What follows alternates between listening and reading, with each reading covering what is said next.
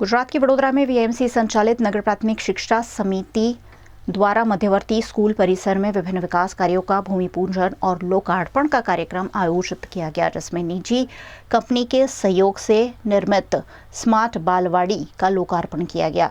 साथ ही करीब 3 करोड़ की लागत से बने डॉक्टर श्यामा प्रसाद मुखर्जी प्राथमिक स्कूल के नई इमारत का भी इस मौके पर लोकार्पण किया गया। मुख्य कार्यालय पर नवनिर्मित प्रतिभा स्टूडियो का भी लोकार्पण किया गया। इस मौके पर बाल मेले के दौरान आनंद बाजार विभाग में हिस्सा लेने वाली स्कूलों को प्रोत्साहक इनाम देकर प्रोत्साहित भी किया गया। इस कार्यक्रम में वडोदरा के सांसद डॉक्टर हेमांग जोशी, वडोदरा भाजपा अध्यक्ष doctor Jayprakash Soni, standing committee chairman doctor Sheetal Mistry, mayor Pinky Soni, विधायक Keyur Rokadia, municipal commissioner Arun Mahesh Babu, NPSS अध्यक्ष आदित्य पटेल और शासनाधिकारी समेत के एनपीएसएस के सदस्यों की मौजूदगी रही।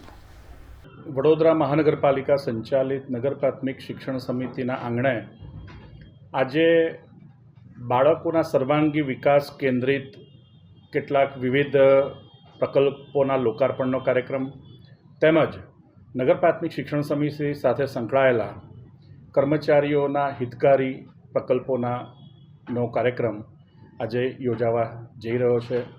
ખાસ કરીને આઈઓસીએલના સીએસઆર હેઠળ નગર પ્રાથમિક શિક્ષણ સમિતિની લગભગ 79 જેટલી બાલવાડી અને બાલવાટિકાને સ્માર્ટ બાલવાડી અને સ્માર્ટ બાલવાટિકામાં રૂપાંતરિત કરવા માટેનું એક સુંદર મજાનો પ્રકલ્પ પૂરો થયો છે। ત્યારબાદ Baroda young tuckers round table એનજીઓના સીએસઆર હેઠળ અટલાદરા ખાતે ડૉક્ટર શ્યામાપ્રસાદ મુખર્જી પ્રાથમિક શાળાના એક નવા શાળા બિલ્ડિંગનું લોકાર્પણ થવા જઈ રહ્યું છે। તે સિવાય સાનવી ચેરિટેબલ ટ્રસ્ટ અને સર્વમંગલ ચેરિટેબલ ટ્રસ્ટ દ્વારા નવનિર્મિત સ્વામી દયાનંદ સરસ્વતી શાળા બિલ્ડિંગની અંદર બાળકોની રુચિ શૈક્ષણિક પુસ્તકો સિવાય પણ અન્ય પુસ્તકો વાંચવામાં, અન્ય વિષયોમાં રસ કેળવાય તે હેતુથી સુંદર મજાની લાઇબ્રેરીનું નિર્માણ કરવામાં આવ્યું છે, તેના પણ લોકાર્પણનો કાર્યક્રમ છે।